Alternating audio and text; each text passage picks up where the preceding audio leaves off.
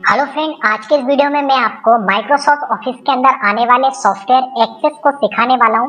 Friend, ज्यादातर computer institute आपको MS access सिखाते नहीं है, तो यदि आप एमएस एक्सेस सीखना चाहते हैं तो इस वीडियो को एंड तक जरूर देखिएगा। तो चलिए शुरू कर।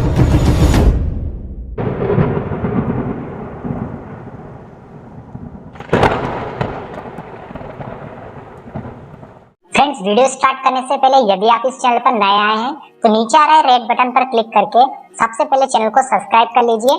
साथ ही बेल आइकन बटन को दबाकर और नोटिफिकेशन को सेलेक्ट कर लीजिए ताकि जब भी मैं आपके लिए वीडियो लेकर आऊं तो उसका नोटिफिकेशन आपको आसानी से मिल जाए। तो फ्रेंड्स, एक्सेस को स्टार्ट करने से पहले हमें सबसे पहले एक्सेस के बारे में कुछ जानना होगा।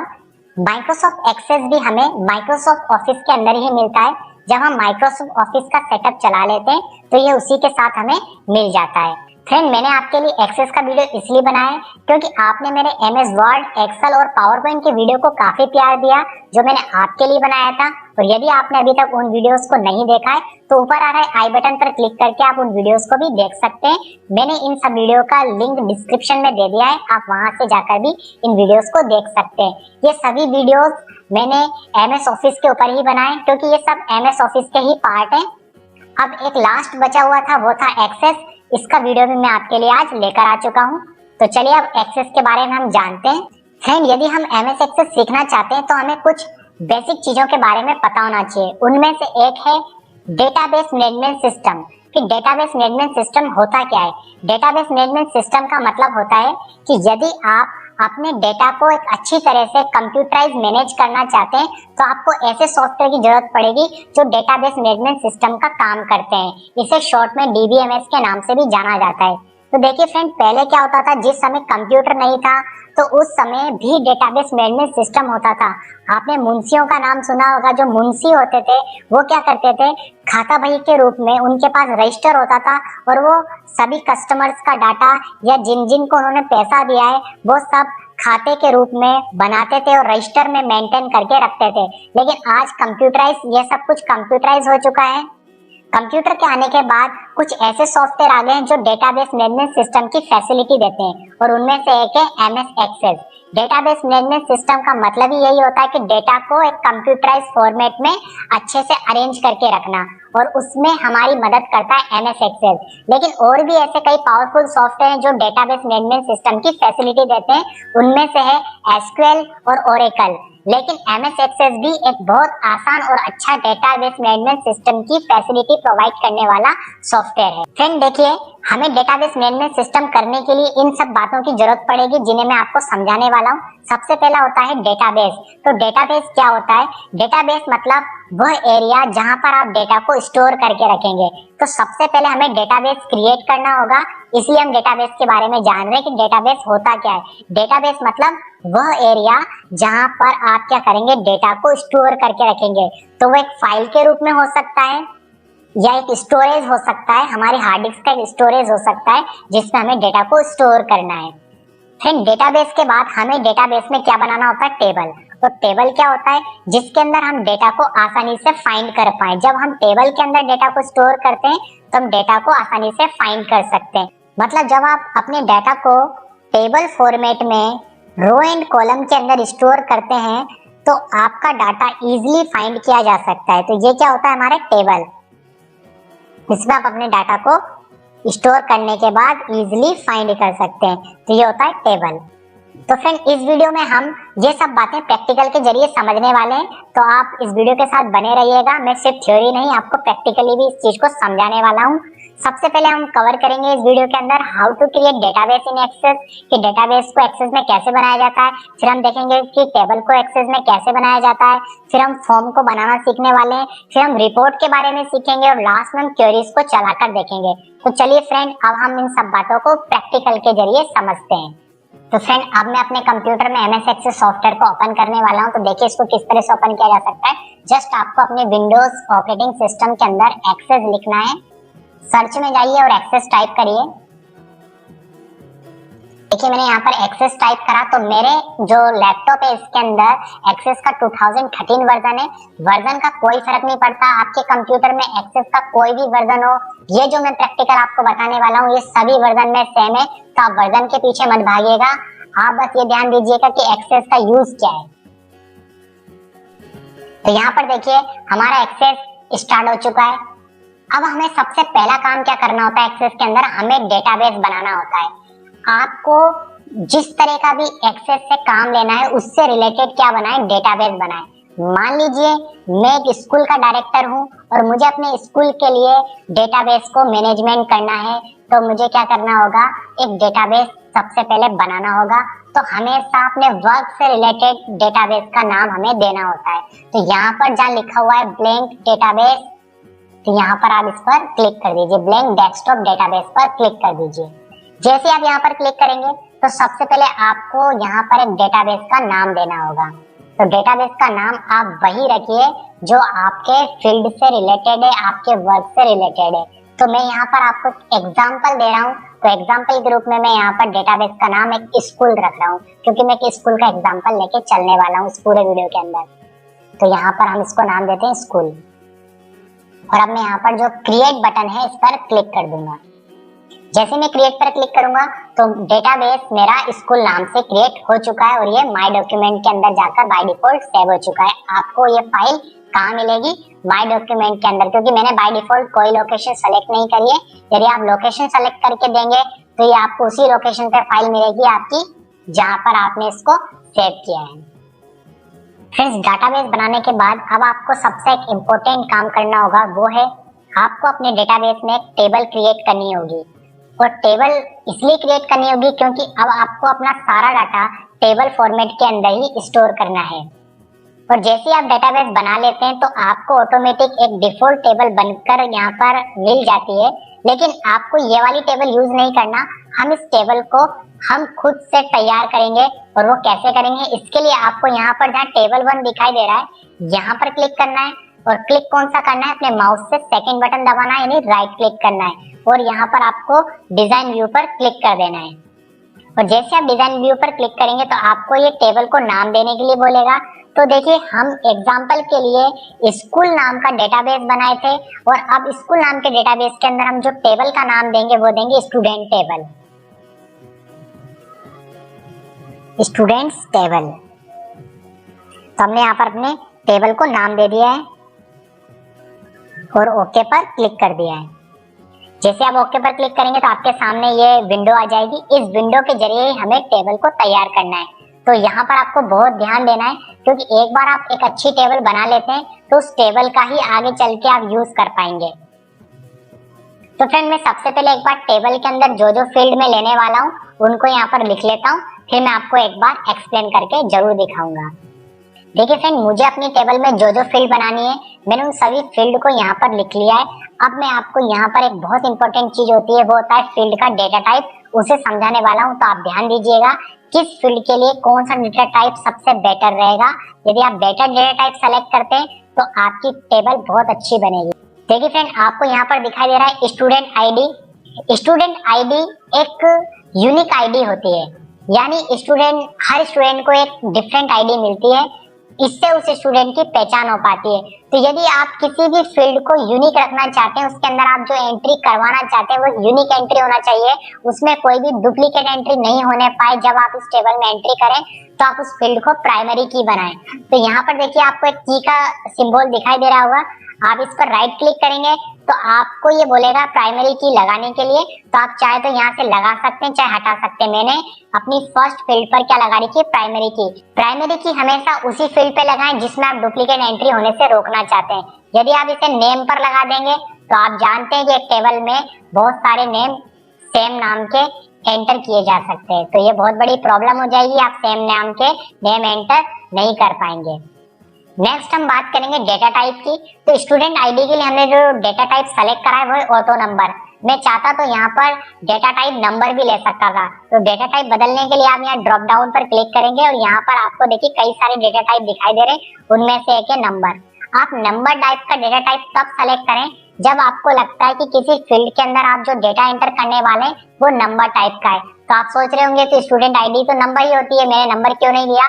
वो मैंने इसलिए नहीं लिया कि यदि मैं इसको नंबर टाइप का डेटा टाइप दे दूं तो यह मुझे मैन्युअली एंटर करना पड़ेगा और मैं चाहता हूं कि स्टूडेंट आईडी ऑटोमेटिक 1 से लेकर आगे की ओर बढ़ती रहे ऑटोमेटिक।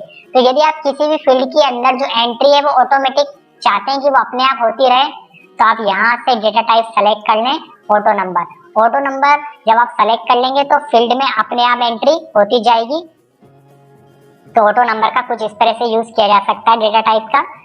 तो फ्रेंड स्टूडेंट नेम हमारा नेक्स्ट फील्ड है और इस फील्ड का जो डेटा टाइप है मैंने क्या लिया, शॉर्ट टेक्स्ट।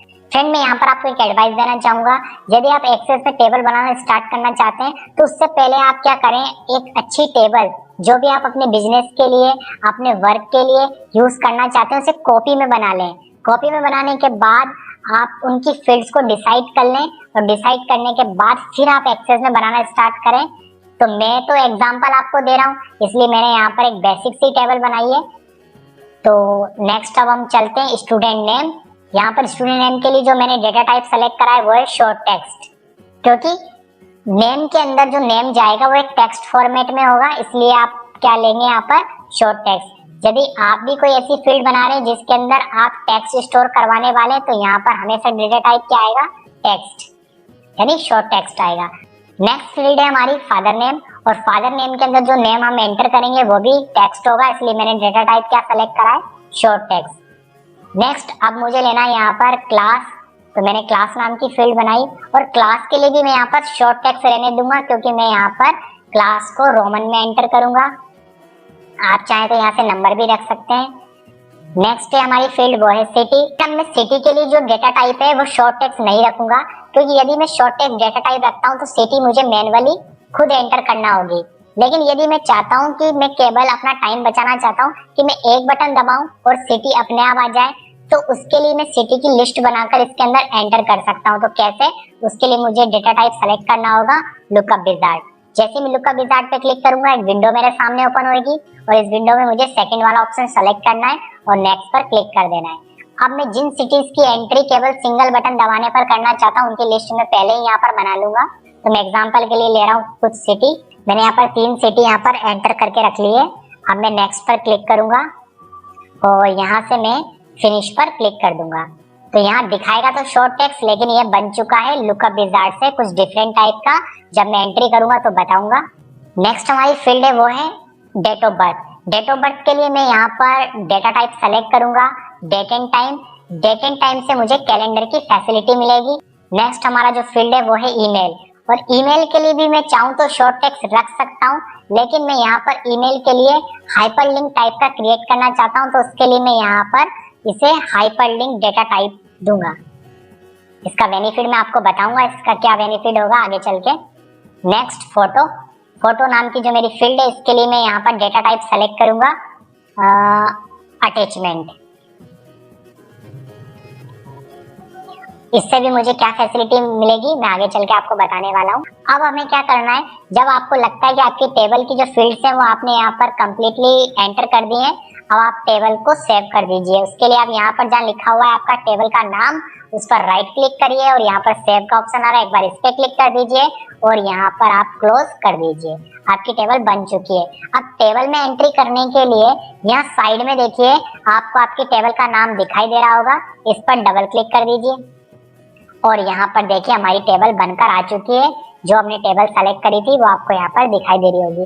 अब स्टूडेंट आईडी को याद करिए, मैंने क्या दिया था, डेटा टाइप ऑटो नंबर। तो बस मुझे इसमें आईडी नहीं डालनी है, बस मैं टैब दबा दूंगा और जैसे ही मैं फर्स्ट एंट्री करूंगा अपने आप वहां पर स्टूडेंट की आईडी आ जाएगी। तो यहाँ पर देखिए मैं फर्स्ट नेम एंटर कर देता हूँ कोई भी। मैंने यहाँ पर राज एंटर करा तो देखिए वहां पर स्टूडेंट आईडी 1 मिल गई है। फादर नेम एंटर कर देता हूँ। अब मैं क्लास एंटर कर देता हूँ। देखिए फ्रेंड सिटी के लिए हमें लुकअप विजार्ड सेलेक्ट करा था और उसकी फैसिलिटी क्या है कि देखिए जैसे ही मैं जे दबाऊंगा जयपुर अपने आप आ जाएगा। बस मैं टैब दबाऊंगा और आगे बढ़ जाऊंगा, मुझे जयपुर पूरा टाइप नहीं करना पड़ा, इससे मेरा टाइम बचा। और डेट ऑफ बर्थ के अंदर देखिए मुझे क्या फैसिलिटी मिलेगी। यहाँ पर मुझे कैलेंडर में दिखाई दे रहा है, इस पर क्लिक करूंगा तो देखिए कैलेंडर का ऑप्शन मिल जाएगा। मैं यहाँ से भी डेट ऑफ बर्थ सेलेक्ट कर सकता हूँ, चाहूँ तो एंटर भी कर सकता हूँ। तो मैं एंटर कर देता हूँ। अभी यहाँ पर मैंने एक एग्जांपल के लिए डेट ऑफ बर्थ एंटर कर दिए। अब ईमेल एड्रेस, तो यहाँ पर हम एक ईमेल एड्रेस एंटर कर देते हैं, raj@gmail.com। तो यहाँ देखिए यहाँ पर ऑटोमेटिक हाइपरलिंक का ऑप्शन आ गया है। तो ये फैसिलिटी मुझे क्यों मिली, क्योंकि मैंने इसको क्या ऑप्शन दिया था, यहाँ पर क्या डेटा टाइप दिया था मैंने इसको, हाइपरलिंक। यदि मैं इसे टेक्स्ट देता तो ये हाइपरलिंक जैसा ऑप्शन नहीं आता, तो इस पर क्लिक करके डायरेक्ट मैं इसे मेल कर सकता हूँ। ये मुझे यहाँ पर बेनिफिट मिलता है। तो फ्रेंड देखिए यहाँ पर जो हमारे पास फोटो का ऑप्शन आ रहा है, इस पर बस मुझे डबल क्लिक करना है। जैसे डबल क्लिक करूंगा यहाँ पर मुझे एक ऑप्शन मिलेगा एड पर मैं क्लिक कर दूंगा और यहाँ से मुझे वो फोटो सेलेक्ट करना होगा जो मुझे इसके साथ अटैच करना है, उस स्टूडेंट का जिसकी मैं एंट्री कर रहा हूँ। तो एग्जाम्पल के लिए हम कोई भी फोटो सेलेक्ट कर लेते हैं। तो यहाँ से हमने फोटो को सेलेक्ट कर लिया और ओके पर क्लिक कर दिया। एक फोटो यहाँ पर सेलेक्ट हो गया। ऐसे हम नेक्स्ट एंट्री कर सकते हैं। तो यहाँ पर एक एंट्री और मैं आपको जल्दी से करके दिखा देता हूँ।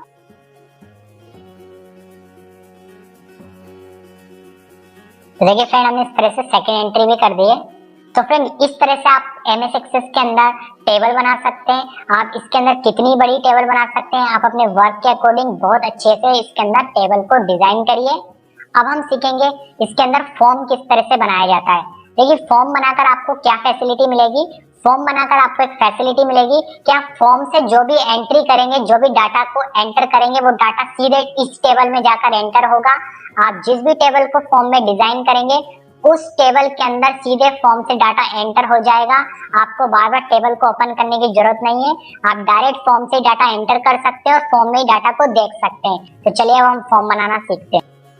अब फ्रेंड फॉर्म बनाने के लिए आपको यहाँ पर क्रिएट मेन्यू पर क्लिक करना होगा। जैसे आप क्रिएट मेन्यू पर क्लिक करेंगे तो आपको फॉर्म से रिलेटेड कुछ ऑप्शन दिखाई देंगे। आप चाहें तो एक्सेस द्वारा दिया गया डिफॉल्ट फॉर्म यूज कर सकते हैं। इसके लिए आपको यहाँ फॉर्म पर क्लिक करना होगा। जैसे आप फॉर्म ऑप्शन पर क्लिक करेंगे तो MS एक्सेस आपको एक डिफॉल्ट फॉर्म बनाकर दे देगा। आप चाहें तो इस डिफॉल्ट फॉर्म का यूज कर सकते हैं, पर मैं आपको रिकमेंड करूंगा कि हमें हमेशा फॉर्म खुद से डिजाइन करना चाहिए, जो मैं आपको आगे चल के अभी बताने वाला हूँ। पर आप यदि इस फॉर्म के जरिए टेबल में एंट्री करना चाहते हैं तो आप इसका क्या करें, लेआउट चेंज कर लीजिए। अभी देखिए ये हम यहाँ पर जो व्यू ऑप्शन है इस पर क्लिक कर रहे हैं और जो लेआउट सेलेक्ट है वो है अभी लेआउट व्यू।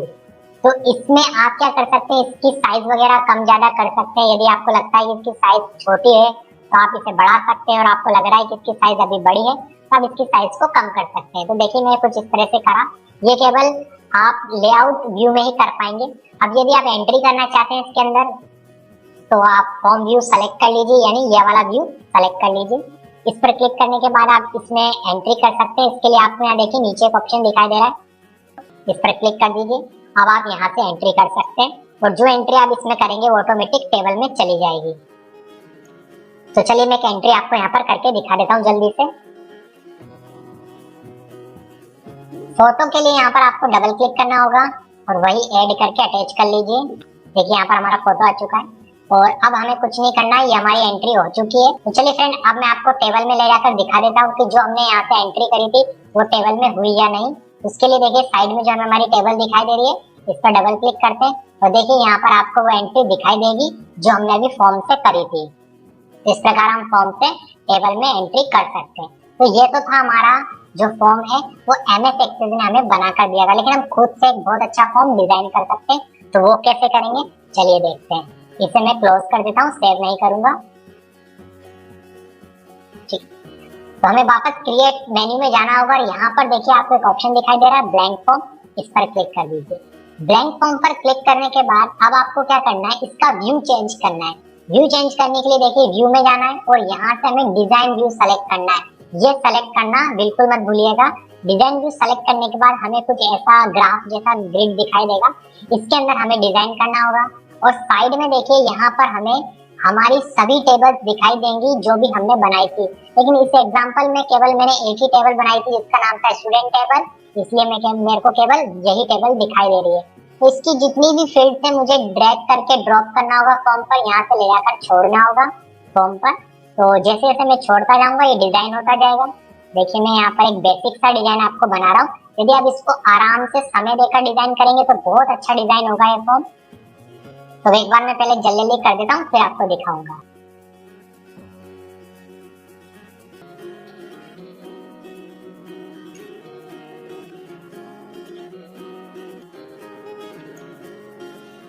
तो देखिए फ्रेंड, इस तरह से हमने फॉर्म को डिजाइन कर लिया है। आप अपनी सभी फील्ड्स को यहाँ से अरेंज कर सकते हैं। आपको लगता है कि अगर किसी भी जो बॉक्स है उसकी साइज आपको छोटी दिखाई दे रही है, तो आप यहाँ से इसकी साइज को बढ़ा सकते हैं। आप इसको अच्छे से सेट करिए, अरेंज करिए, उसके बाद आपका फॉर्म बहुत अच्छा लगेगा। तो यहाँ पर मैंने कुछ इस तरह से इसको डिजाइन कर लिया है। इसको मैं अगर टाइम दूं तो मैं इसको बहुत अच्छा बना सकता हूँ, लेकिन वीडियो बड़ा हो जाएगा, इसलिए मैं इसको थोड़ा सा यहीं पर फास्ट कर देता हूँ और इसको ऐसे ही रहने देता हूँ। अब चाहूँ तो मैं इसको फॉर्मेट भी कर सकता हूँ। यदि मैं इसको बोल्ड करना चाहूँ, मैं इसको बोल्ड कर सकता हूँ। देखिए फॉर्मेट मेन्यू एक्टिवेट हो गया है, बोल्ड कर सकते हैं हम इसको। हम इसका कलर चेंज कर सकते हैं। मैं सबको एक साथ कंट्रोल दबाकर सेलेक्ट कर लेता हूँ और उसके बाद बोल्ड सबको एक साथ कर देता हूँ, और थोड़ा चाहूँ तो साइज बढ़ा सकता हूँ। यहाँ से मैं इसका फोन का कलर चेंज कर देता हूँ, एक बार वो सबको सेलेक्ट कर लेता हूँ, और यहाँ से देखिए मैंने इसका कलर ब्लैक कर दिया। तो आप कुछ इस तरह से इसको डिजाइन कर सकते हैं। मैं इसको बस इतना ही रहने देता हूँ।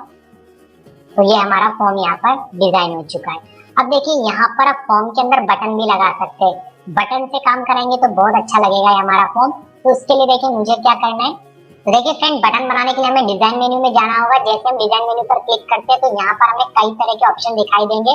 बटन के लिए देखिए यहाँ पर ये ऑप्शन है, इस पर क्लिक करते हैं और यहाँ पर हम बटन को ड्रॉ कर लेते हैं। जैसे हम बटन को ड्रॉ करेंगे तो ये हमें यहाँ पर एक विंडो ओपन करके देगा, और इस विंडो में से हम इस बटन पर क्लिक करने पर क्या करवाना चाहते हैं उस ऑप्शन को सेलेक्ट करेंगे।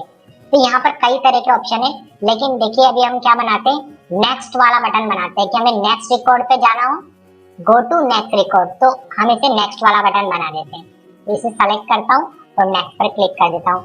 अब ये बोल रहा है कि क्या आप इसको नाम देना चाहते हैं या इस पर जो पिक्चर आ रही है इसे ही रखना चाहते हैं। तो देखिए पिक्चर देखकर सभी समझ जाते हैं कि नेक्स्ट के लिए, तो मैं इस पर पिक्चर ही रहने देता हूँ। अगर मैं इसको कोई नाम देना चाहता हूँ तो यहाँ पर टेक्स्ट सेलेक्ट कर लूंगा। अब मैं यहाँ पर नेक्स्ट पर क्लिक कर देता हूँ। इसे कोई नाम देना चाहते हैं तो आप इसका नाम रख लीजिए, नहीं तो फिनिश कर लीजिए। तो देखिए यहाँ पर हमारा बटन आ चुका है। ऐसे मैं एक नेक्स्ट बटन बनाऊंगा। इसके अंदर मैं इसको गो टू प्रीवियस दे देता हूँ और नेक्स्ट और फिनिश। तो ये तो हमारा रिकॉर्ड को नेक्स्ट रिकॉर्ड पे जाने के लिए बटन हो गया, और ये हमारा प्रीवियस रिकॉर्ड पर जाने के लिए हमने बटन बना दिया। अब मैं यहाँ पर इंपॉर्टेंट बटन होते हैं वो और बना के दिखाता हूँ आपको कुछ। यहाँ पर मैं एड न्यू रिकॉर्ड वाला बटन बना रहा हूँ कि यदि मुझे एक नया रिकॉर्ड एंटर करना है तो इस पर क्लिक करते ही हमारा फॉर्म ब्लैंक हो जाएगा। नेक्स्ट, और यहाँ पर मैं इसका नाम यही रहने देता हूँ, और इसको नाम दूंगा मैं, इसको आइकन नहीं दूंगा, इसको इमेज नहीं दूंगा, यहाँ पर नाम दूंगा एड रिकॉर्ड। तो यहाँ पर एड रिकॉर्ड इसको रहने देते हैं और नेक्स्ट पर क्लिक कर देते हैं, फिनिश कर देते हैं। तो देखिए इसका नाम यहाँ पर एड रिकॉर्ड आ गया है। ठीक है, एक बटन और बनाते हैं हम सेव का। तो यहाँ पर हम वापस इसमें जाते हैं और ये हमें मिल रहा है सेव रिकॉर्ड। इस पर क्लिक करते हैं, नेक्स्ट करते हैं और यहाँ पर इसका नाम सेव रिकॉर्ड ही रखते हैं और फिनिश कर लेते हैं। तो ये हमारा सेव रिकॉर्ड वाला बटन आ गया। हम इससे रिकॉर्ड को सेव करवा पाएंगे। तो फ्रेंड देखिए इस तरह से हम फॉर्म पर क्या बना सकते हैं, बटन बना सकते हैं। मैं अभी फिलहाल के लिए इतने ही बटन बना रहा हूँ। आप चाहो तो और भी बटन बना सकते हो, जैसे रिकॉर्ड को डिलीट करने के लिए आप लास्ट रिकॉर्ड पे डायरेक्ट जाना चाहते हैं, और कुछ बटन और मैं भी आपको आगे चलकर इस पर बनाकर दिखाऊंगा। तो चलिए अब इसे हम रन करके देखते हैं। रन करने के लिए हमें यहाँ पर व्यू में जाना है, और व्यू में जाने के बाद यहाँ पर हमें फॉर्म व्यू पर क्लिक कर देना है। इससे हमारा फॉर्म यहाँ पर रन हो जाएगा और अब हम एंट्री कर सकते हैं। अब मुझे क्या करना है, एक नया रिकॉर्ड एंटर करना है। तो मैं यहाँ पर एड रिकॉर्ड पर क्लिक करूंगा। तो देखिए ब्लैंक हो गया ऑटोमेटिक। बटन पर क्लिक करने से देखिए कितना अच्छा चल रहा है, क्योंकि यदि हम डिजाइन व्यू से बनाते हैं, हम खुद से बनाते हैं इसको, तो फॉर्म बहुत ही अच्छा काम करेगा और हम अपने हिसाब से इसको एडजस्ट कर सकते हैं। तो चलिए हम स्टूडेंट का नाम एंटर कर लेते हैं, कोई भी ए नाम रख देता हूँ मैं, फादर नेम बी रख देता हूँ, ऐसे ही बना रहा हूँ मैं। और क्लास को इसी भी देता हूँ, सिटी में यहाँ पर कोटा कर देता हूँ, डेट ऑफ बर्थ में यहाँ पर उसकी कोई भी सेलेक्ट डाल देता हूँ। ठीक है, और यहाँ पर उसका एक ईमेल एड्रेस डाल देता हूँ। और जैसे ही मैं ऐड रिकॉर्ड पर क्लिक करता हूँ तो रिकॉर्ड सेव हो जाता है। चाहे मैं सेव बटन पे क्लिक करूँ या ऐड रिकॉर्ड पे क्लिक करूँ, बात एक ही है। इसके बाद यदि मैं रिकॉर्ड में प्रीवियस जाके देखना चाहता हूँ तो मैं इससे पीछे जा सकता हूँ। देखिए सारे रिकॉर्ड हमारे प्रीवियस आ रहे हैं, ये मैं आगे बढ़ सकता हूँ इससे। तो जैसा मैंने बटन बनाया था वैसे ही हमें फॉर्म काम करके दे रहा है। ठीक है फ्रेंड, इस तरह से हम कुछ इस फॉर्म का यूज कर सकते हैं। फॉर्म बहुत ही अच्छा ऑप्शन है। आप अपने बिजनेस के लिए जब MS Access का यूज करें तो फॉर्म जरूर बनाइएगा, और फॉर्म बनाकर एंट्री करेंगे तो बहुत ही अच्छा रहेगा आपके लिए। अब हम इस फॉर्म को सेव कर देते हैं ताकि फ्यूचर में इस फॉर्म का हम यूज कर पाए। इसके लिए देखिए फॉर्म पर राइट क्लिक करें और यहाँ पर सेव का ऑप्शन आ रहा है, इस पे क्लिक कर दीजिए और फॉर्म को नाम दे दीजिए। तो यहाँ पर मैं फॉर्म को स्टूडेंट फॉर्म नाम दे देता हूँ, स्टूडेंट फॉर्म, ठीक है, और ओके पर क्लिक कर देता हूँ। तो देखिए हमारा फॉर्म यहाँ पर सेव हो चुका है। यदि फ्रेंड आप इस फॉर्म के अंदर वापस कुछ एडिटिंग करना चाहते हैं तो उसके लिए आपको इसका व्यू चेंज करना पड़ेगा। आप व्यू में जाएं और यहाँ से लेआउट सेलेक्ट कर लें। लेआउट सेलेक्ट करने के बाद आप इसकी साइज को, अगर आपको लग रहा है कि छोटी है तो आप इसकी साइज बढ़ा सकते हैं और चाहे तो यहाँ से इनकी डिजाइनिंग भी चेंज कर सकते हैं। फॉन्ट स्टाइल हो गई, कलर कॉम्बिनेशन हो गया, सब आप यहाँ पे चेंज कर सकते हैं। और यदि आप इसको फिर से रन करना चाहते हैं तो डिजाइन मेन्यू में जाएं और यहाँ से व्यू में जाकर फॉर्म व्यू पर क्लिक कर दें, इससे रन हो जाएगा। और वापस से यदि आप इसको डिजाइन व्यू में ओपन करना चाहते हैं, डिजाइन व्यू पर क्लिक कर दें, इससे आप बटन वगैरह वापस से ऐड कर पाएंगे। तो ये था हमारा फॉर्म। अब फ्रेंड हम सीखेंगे रिपोर्ट बनाना। देखिए फ्रेंड, मैं आपको बता देता हूँ रिपोर्ट होती क्या है। रिपोर्ट मतलब यदि आपके पास एक बड़ी टेबल है, आप पूरी टेबल का प्रिंट आउट निकालना नहीं चाहते, आप फील्ड्स को कस्टमाइज करके, मतलब आप अपनी पसंद से फील्ड को सेलेक्ट करके एक रिपोर्ट बनाना चाहते हैं, उस रिपोर्ट का प्रिंट आउट निकालना चाहते हैं, तो आपको सबसे पहले एक रिपोर्ट को डिजाइन करना होगा। या आप आगे चल के मैं आपको बताऊंगा कि आप किस तरह से डाटा, पर्टिकुलर डाटा फिल्टर करके उसका भी प्रिंट आउट निकाल सकते हैं। तो वो सब काम किसके जरिए होता है? रिपोर्ट के जरिए होता है। तो रिपोर्ट को बनाने के लिए हमें वही क्रिएट मेन्यू पर क्लिक करना होगा। और जैसे हम क्रिएट मेन्यू पर क्लिक करेंगे तो यहाँ पर हमें रिपोर्ट बनाने के कई ऑप्शन दिखाई देंगे। यदि हम MS एक्सेस की तरफ से पहले से बनी हुई एक रिपोर्ट लेना चाहते हैं तो जस्ट हम क्या कर दें, इस ऑप्शन पर क्लिक कर दें। जैसे हम रिपोर्ट ऑप्शन पर क्लिक करेंगे तो MS एक्सेस हमें एक रिपोर्ट बनाकर दे देगा। लेकिन MS एक्सेस जो रिपोर्ट हमें बनाकर देता है वो एक परफेक्ट रिपोर्ट नहीं होती है। मैं आपको इसको रिकमेंड नहीं करूंगा। आप रिपोर्ट हमेशा खुद से तैयार करें। तो खुद से रिपोर्ट कैसे तैयार करते हैं मैं आपको वो बताने वाला हूँ। तो ये रिपोर्ट जो हमें MS एक्सेस ने बनाकर दी है, इसने पूरी टेबल की रिपोर्ट बनाकर दे दी है जो पेज पर सेट भी नहीं हो रही। इसका प्रिंट आउट हम निकालेंगे तो अच्छा नहीं निकलेगा, इसलिए हम खुद से रिपोर्ट बनाएंगे। तो चलिए देखते हैं किस तरह से बनाते हैं। इसे मैं क्लोज कर देता हूँ। वापस से हमें क्रिएट मेन्यू पर क्लिक करना है और यहाँ से देखिए आपको एक ऑप्शन दिखाई दे रहा है रिपोर्ट विजार्ड, इस पर क्लिक कर दीजिए। जैसे आप इस पर क्लिक करेंगे एक विंडो ओपन होगी। इस विंडो में आप उस टेबल को सेलेक्ट कर सकते हैं जिसकी आपको रिपोर्ट बनानी है। तो यहाँ से मेरी टेबल सेलेक्ट करनी होगी जो कि बाय डिफॉल्ट सेलेक्ट है। अब आपके पास इस टेबल में इतनी सारी फील्ड्स हैं, आप जिन फील्ड्स की केवल रिपोर्ट बनाना चाहते हैं आप उन फील्ड्स को इधर ले लीजिए। आपको जरूर नहीं है सभी फील्ड लेना, आप अपनी इच्छा से जिस फील्ड को रिपोर्ट में शामिल करना चाहते हैं उन्हें सेलेक्ट कर लीजिए। तो मैं यहाँ से स्टूडेंट आईडी शामिल करना चाहता हूँ। अब मैं नेम को शामिल करना चाहता हूँ, फादर नेम, क्लास, बस मैं इन 3 चीजों को रिपोर्ट में शामिल करना चाहता हूँ। तो मैंने इन तीनों चीजों को सेलेक्ट कर लिया है। अब देखिए मुझे क्या करना होगा, अब यहाँ से मुझे नेक्स्ट पर क्लिक करना है। जैसे ही मैं नेक्स्ट पर क्लिक करूंगा तो ये मुझसे बोल रहा है कि आप किसी को स्पेशल प्रायोरिटी देना चाहते हैं। तो स्पेशल आप प्रायोरिटी देना चाहते हैं तो यहाँ से आप दे सकते हैं, अदरवाइज हम क्या कर रहे हैं, नेक्स्ट पर क्लिक कर रहे हैं। तो मैं नेक्स्ट पर क्लिक कर देता हूँ। यहाँ पर आप किसी भी फील्ड को असेंडिंग ऑर्डर में जमा सकते हैं। तो मैं नेम वाली फील्ड को असेंडिंग ऑर्डर में जमा देता हूँ। ऐसे आप किन्हीं भी 4 फील्ड को यहाँ पर सेलेक्ट कर सकते हैं। तो मैं यहाँ पर स्टूडेंट नेम ही रहने देता हूँ और नेक्स्ट पर क्लिक कर देता हूँ। यहाँ पर आपको अलग अलग लेआउट मिलेंगी कि किस तरह से आप रिपोर्ट बनाना चाहते हैं। आप यहाँ पर अपनी रिपोर्ट को किस लेआउट में रखना चाहते हैं। तो मैं यहाँ पर ये फर्स्ट वाला ही रहने देता हूँ। यहाँ से आप पेज का ओरिएंटेशन चेंज कर सकते हैं। आप चाहे तो पोर्ट्रेट कर लीजिए, आप चाहे तो लैंडस्केप कर लीजिए, या आपकी चॉइस होगी कि आपको अपना जो पेज है वो किस तरह से सेट करना है। तो मैं यहाँ पर लैंडस्केप कर लेता हूँ और अब मैं नेक्स्ट पर क्लिक कर देता हूँ। नेक्स्ट पर क्लिक करने के बाद बस लास्ट ऑप्शन यहाँ पर है फिनिश, इस पर क्लिक कर दीजिए। और यदि आप इस रिपोर्ट को कोई डिफरेंट नाम देना चाहते हैं तो यहाँ पर आप रिपोर्ट को नाम दे सकते हैं। तो यहाँ पर मैं नाम दे देता हूँ स्टूडेंट टेबल रिपोर्ट, या स्टूडेंट रिपोर्ट नाम रख देता हूँ उसका, और फिनिश पर क्लिक कर देता हूँ। तो देखिए हमारे सामने एक बहुत ही परफेक्ट रिपोर्ट तैयार होकर आ चुकी है। अब मैं चाहूँ तो इसका डायरेक्ट प्रिंट आउट निकाल सकता हूँ, या मैं इसको भी एडजस्ट करना चाहता हूँ तो मैं इसको चेंज कर सकता हूँ। इसमें कोई चेंजेस करना चाहता हूँ तो कर सकता हूँ। कैसे करूंगा मैं तो आपको बता देता हूँ। पहले मेरे को इसका क्या करना होगा, व्यू चेंज करना होगा। तो अभी तो ये क्या आ रहा है, प्रिंट प्रीव्यू मोड में ओपन है। तो प्रिंट प्रीव्यू को यहाँ से क्लोज कर देते हैं। अब मुझे यहाँ पर डिजाइन मेन्यू में जाना और यहाँ पर व्यू में जाने के बाद यहाँ पर देखिए यहाँ मिलेगा मुझे लेआउट व्यू, इस पर क्लिक कर देता हूँ। इस पर क्लिक करने के बाद देखिए मैं इसकी साइज को यहाँ से छोटा कर सकता हूँ। यहाँ से मैं इनको भी देखो एडजस्ट कर सकता हूँ। मुझे लगता है कि इनकी जरूरत नहीं है। ऐसे मैं इसको भी एडजस्ट कर सकता हूँ। और अगर मैं इसको और अच्छे से डिजाइन करना चाहता हूँ तो वापस से मैं डिजाइन मेन्यू में चला जाऊँ और यहाँ से व्यू में जाने के बाद डिजाइन व्यू पर क्लिक कर लूँ। यहाँ से भी मैं इसको पूरा एडजस्ट कर सकता हूँ। वापस से मैं व्यू पर क्लिक करके पेज लेआउट व्यू पर आ जाता हूँ और यहाँ से मैं चाहूँ तो इन सबको डिजाइन कर सकता हूँ। उसके लिए फॉर्मेट में जाऊंगा और यहाँ से देखिए बोल्ड वगैरह कर सकते हैं हम चाहे तो। अगर हमें लगता है कि ये चीज इंपॉर्टेंट है तो हम इसे बोल्ड कर सकते हैं। इस तरह से देखिए मैंने जितना भी मेरा डाटा था और जो जो फील्ड मैंने सेलेक्ट करी थी वो एक पेज पर आ चुकी है। तो देखिए फ्रेंड, अब मेरे को क्या करना होगा, मुझे इसका अगर प्रिंट निकालना चाहता हूँ मैं, सबसे पहले मैं इसको चेक कर लूँ कि इसको A4 पेज साइज मिली है या नहीं। तो साइज में जाकर मैं यहाँ पर A4 कर दूंगा और ये जो आपको ऑप्शन है ये पेज सेटअप में मिलेगा। अब मुझे क्या करना है, इसका प्रिंट देना है। तो उसके लिए सबसे पहले डिजाइन में जाऊंगा। डिजाइन में जाने के बाद व्यू में जाकर यहाँ पर देखिए आपको प्रिंट प्रीव्यू दिखाई दे रहा है। प्रिंट प्रीव्यू पर एक बार क्लिक करिए। यहाँ पर आपको प्रिंट से रिलेटेड सारे ऑप्शन दिखाई दे जाएंगे। अब बस आपको क्या करना है, एक बार प्रीव्यू चेक कर लेना। अगर प्रीव्यू सब कुछ सही है तो आप यहाँ पर प्रिंट ऑप्शन है, इस पर क्लिक कर दीजिए। इससे आपका ये रिपोर्ट का प्रिंट हो जाएगा, ठीक है। और यदि आप इसको फ्यूचर के लिए सेव करना चाहते हैं तो आप इसको सेव भी कर सकते हैं। तो ये ऑलरेडी वैसे तो सेव हो चुका है क्योंकि हमने जब इसको डिजाइन करा था तो उसी समय सेव हो चुका था। एक बार हम इसे सेव कर देते हैं और इसे यहाँ पर मैं इसे क्लोज कर देता हूँ। इस तरह से फ्रेंड हम क्या कर सकते हैं, रिपोर्ट बना सकते हैं। रिपोर्ट बनाकर हम क्या कर सकते हैं, प्रिंट आउट ले सकते हैं। अब फ्रेंड हम क्वेरी ऑप्शन का यूज करते हुए टेबल में से एक पर्टिकुलर रिक्वायरमेंट पे डाटा को फिल्टर करना सीखेंगे।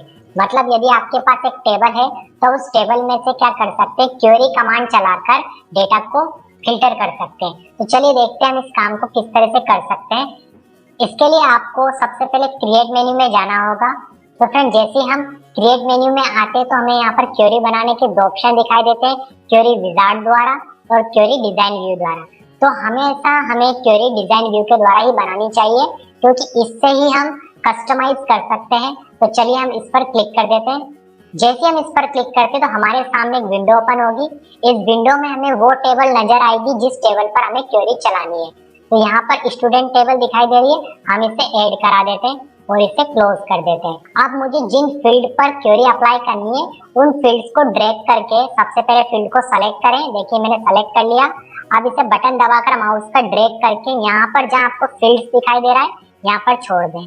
ऐसे मुझे जिन जिन फील्ड्स की रिक्वायरमेंट है, जिन पर मुझे क्वेरी चलानी है, उन्हें मैं यहाँ से सेलेक्ट करूंगा और यहाँ पर छोड़ दूंगा। तो यहाँ पर मैं स्टूडेंट नेम और उसके बाद क्लास ले लेता हूँ और एक सिटी ले लेता हूँ और एक ईमेल ले लेता हूँ। बस ये 3 चीज ले लेता हूँ। अब यदि मैं यहाँ पर दिखाई दे रहा है आपको शो के आगे आपको टिक मार्क दिखाई दे रहे हैं, यहाँ पर मैंने चेक बॉक्स से सेलेक्ट कर रखा है। यदि मैं इन सबको सेलेक्ट रखता हूँ और अब मैं यदि इस क्वेरी को रन कर देता हूँ तो देखिए एक बार मैं रन करके दिखा रहा हूँ, यहाँ रन दिखाई दे रहा है आपको। तो जितना भी मेरे पास टेबल में डाटा था क्वेरी चला और सभी डाटा मेरे सामने आ गया।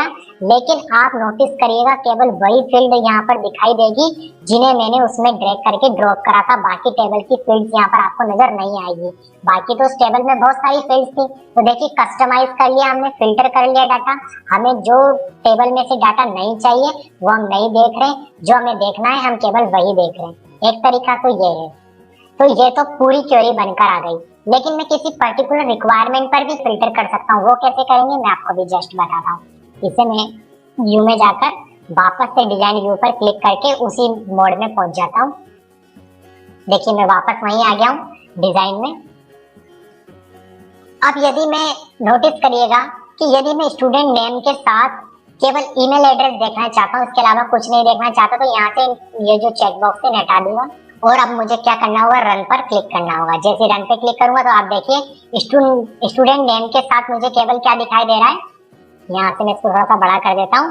स्टूडेंट नेम के साथ केवल ईमेल एड्रेस दिखाई दे रहा है। इस तरह से आप क्या कर सकते हैं, अपनी चॉइस का डाटा देख सकते हैं। एक बड़ी टेबल में से आप क्वेरी के माध्यम से अपनी चॉइस का डाटा देख सकते हैं। वापस से हम डिजाइन में चले जाते हैं, व्यू पर क्लिक कर रहे हैं, डिजाइन व्यू में चले जाते हैं। अब मैं आपको क्या करके दिखाता हूँ, फिल्टर करके दिखाता हूँ डाटा किसी पर्टिकुलर कंडीशन पे। तो मैं आपको क्लास के आधार पर डाटा फिल्टर करके दिखा रहा हूँ। तो यहाँ जहाँ क्लास वाली फील्ड है, इसके नीचे आपको क्राइटेरिया दिखाई दे रहा होगा, यहाँ पर मैं क्लिक करूंगा और यहाँ पर मैं लिखूंगा, देखिए यहाँ पर मैंने इस तरह से लिखा, आप नोटिस करिएगा, फिल्टर बाय क्लास, और इसे मैं ऐसे बंद कर देता हूँ। फिल्टर बाय क्लास मैंने इसको यहाँ पर लिख दिया है। और अब मैं जैसे ही रन करूंगा तो देखिए मुझसे क्या बोल रहा है, पहले क्लास एंटर करने के लिए आप किस क्लास का डाटा देखना चाहते हैं। तो मैंने यहाँ पर क्या लिख दिया, 10। यदि मेरे उसमें 10 का डाटा हुआ तो ये मुझे फिल्टर करके दिखा देगा। तो देखिए हमारे पास 10 का डाटा था। तो देखिए फ्रेंड, इसने मुझे क्लास के आधार पर 2 रिकॉर्ड दिखा दिए। तो इस तरह से मैं क्या कर सकता हूँ, डाटा को फिल्टर कर सकता हूँ। तो चलिए मैं एक तरह से और आपको दिखाता हूँ। मैं व्यू में जा रहा हूँ, वापस डिजाइन पर क्लिक कर रहा हूँ और यहाँ पर मैं इसको हटा देता हूँ। तो देखिए फ्रेंड, मैं आपको एक दूसरे तरीके से फिल्टर करके दिखाता हूँ डाटा को। तो जहाँ मेरा स्टूडेंट नेम लिखा है, मैं उसके नीचे क्राइटेरिया में जा रहा हूँ और यहाँ मैं नेम के आधार पर आपको फिल्टर करके दिखाऊंगा। तो मैं यहाँ पर लिखूंगा R और मैं यहाँ पर लगा रहा हूँ स्टार। तो इसका मतलब ये हो गया कि जिन भी स्टूडेंट्स का नाम R से स्टार्ट होता है वो सभी की लिस्ट मुझे दिखाई देगी। इसके अलावा मुझे और कोई स्टूडेंट नहीं दिखाई देंगे। तो यहाँ पर मैं इसको ऐसे लिख देता हूँ और अब मैं इसको डिजाइन में जाता हूँ और रन कर देता हूँ। तो देखिए 3 स्टूडेंट ऐसे थे जिनका नाम R से स्टार्ट है, वो मेरे सामने आ चुके हैं। तो फ्रेंड, इस तरह से हम क्वेरी का यूज करते हुए डाटा को फिल्टर कर सकते हैं टेबल में से। यदि आपके पास टेबल में लार्ज डाटा है तो आप उस लार्ज डाटा, बड़े डाटा में से किसी पर्टिकुलर कंडीशन पे डाटा को फिल्टर कर सकते हैं। अब फ्रेंड्स, जो हमने डाटा को फिल्टर करने के लिए क्वेरी बनाई है, इस क्वेरी को मैं सेव कर लेता हूँ। सेव करने के लिए मैं यहाँ पर नाम दे रहा हूँ student query by class. Friends, जो हमने क्वेरी बनाई है जिसके माध्यम से हम क्लास वाइज डाटा को फिल्टर कर पा रहे हैं, इसके लिए हम क्या कर सकते हैं, रिपोर्ट भी तैयार कर सकते हैं। यानी जब मुझे किसी पर्टिकुलर कंडीशन पर भी रिपोर्ट बनानी हो तो मैं रिपोर्ट बना सकता हूँ। अभी मैं किस कंडीशन पर एक रिपोर्ट बनाना चाहता हूँ कि जब मैं क्लास को डालकर सर्च करूँ तो केवल वही रिपोर्ट मेरे सामने आए और उसी की मैं क्या करूँ, रिपोर्ट बनाऊँ। तो उसके लिए भी हम रिपोर्ट तैयार कर सकते हैं। यानी हम क्वेरी के लिए भी रिपोर्ट तैयार कर सकते हैं। तो एक तो हम पूरे स्टूडेंट के डिटेल को प्रिंट करने के लिए रिपोर्ट ऑलरेडी बना चुके हैं। अब हम जो है इस फिल्टर वाले डाटा के लिए रिपोर्ट बनाएंगे, यानी जब भी हम क्लास एंटर करें उसकी हमारे लिए रिपोर्ट बनाकर ये दे दे। तो चलिए इस काम को कैसे करते हैं मैं आपको करके दिखाता हूँ। इसके लिए हमें वापस से क्रिएट मेन्यू में जाना होगा। तो देखिए मैंने क्रिएट मेन्यू में आ गया और यहाँ आपको रिपोर्ट बनाने का ऑप्शन दिखाई दे रहा होगा। हम ऑलरेडी इसको देख चुके हैं। हम यहाँ पर रिपोर्ट विजार्ड पर क्लिक कर रहे हैं और इस बार हम यहाँ से टेबल को सेलेक्ट नहीं करेंगे। इस बार हम यहाँ से हमारी क्वेरी को सेलेक्ट करेंगे जो अभी मैंने नाम देकर सेव करी थी, जिसका नाम मैंने रखा था स्टूडेंट क्वेरी बाय क्लास। तो मैं यहाँ से इसको सेलेक्ट कर लेता हूँ और यहाँ से इसकी जो सारी फील्ड्स हैं इन्हें मैं यहाँ पर ऐड कर लेता हूँ। और ऐड करने के बाद और अब हमें यहाँ से नेक्स्ट बटन पर क्लिक करना होगा और यहाँ से फिर से मुझे एक बार और नेक्स्ट बटन पर क्लिक करना होगा और यहाँ से मैं किसी भी एक फील्ड को असेंडिंग ऑर्डर में जमाने के लिए सेलेक्ट कर लेता हूँ। तो यहाँ से मैं स्टूडेंट नेम वाली जो फील्ड है इसे सेलेक्ट कर रहा हूँ और अब मुझे नेक्स्ट पर क्लिक करना होगा। मैंने नेक्स्ट पर क्लिक कर दिया और यहाँ से मुझे लेआउट सेलेक्ट करने के लिए बोल रहा है, तो मैं इसका लेआउट तो डिफॉल्ट रख लेता हूँ जो ये मुझे बता रहा है और ओरिएंटेशन भी इसका मैं पोर्ट्रेट ही रहने देता हूँ। और अब मैं यहाँ से नेक्स्ट पर क्लिक कर देता हूँ। अब मुझे इस रिपोर्ट को भी एक नए नाम से सेव करना होगा और मैं यहाँ पर स्टूडेंट क्वेरी बाय क्लास इसी नाम से इसको सेव कर देता हूँ और यहाँ से फिनिश बटन पर क्लिक करके फिनिश कर देता हूँ। तो देखिए हमारे सामने बोल रहा है कि आप वो पैरामीटर पास करिए जिससे आपको सर्च करना है। तो मैं यहाँ पर क्या एंटर करूंगा, क्लास, क्योंकि क्लास के लिए बनाया था मैंने इसे। तो जैसे मैं यहाँ पर क्लास एंटर करूंगा तो मुझे केवल उसी डाटा की रिपोर्ट दिखाएगा जो मैच करेगी। तो 10th क्लास का जो रिकॉर्ड मैच करा था वो केवल 2 स्टूडेंट्स का था। तो देखिए रिपोर्ट भी केवल पर्टिकुलर उसी डाटा की बन के आई है। पहले वाली रिपोर्ट क्या थी, पूरे स्टूडेंट्स की आ रही थी, लेकिन अभी वाली जो रिपोर्ट है केवल उसी डाटा की आएगी जो मैच करेगा। तो इस तरह से हम पर्टिकुलर रिपोर्ट भी तैयार कर सकते हैं, पर इसके लिए पहले हमें क्या करना होगा, क्वेरी तैयार करनी होगी। क्वेरी के बाद ही हम इस तरह की रिपोर्ट बना सकते हैं। और फ्रेंड अब हम क्या करने वाले, अब हमने जो फॉर्म बनाया था उस फॉर्म में 2 नए बटन ऐड करेंगे और उन बटन के माध्यम से हम रिपोर्ट जनरेट करेंगे। अभी हमारा फॉर्म रिपोर्ट जनरेट नहीं कर रहा, रिपोर्ट हमें मैन्युअली बनानी पड़ रही है। अब हम बटन के माध्यम से रिपोर्ट तैयार करेंगे। तो चलिए हम हमारे फॉर्म पर चलते हैं। तो देखिए हमने हमारा फॉर्म ओपन कर लिया।